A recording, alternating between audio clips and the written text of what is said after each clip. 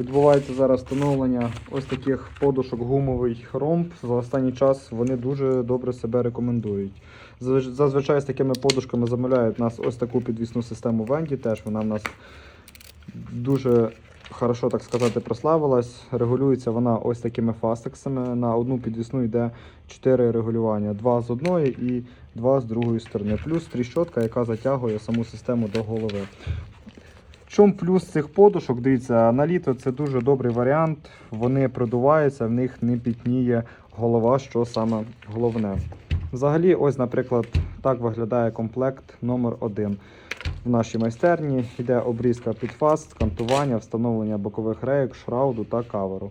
Кавер, до речі, у нас є в різних кольорах, теж можете собі заскрінити, і якщо що, замовити, теж вони продаються окремо. А якщо цікавить вас переобладнання свого шолому, просто напишіть нам приватні повідомлення і ми з вами обов'язково зв'яжемось.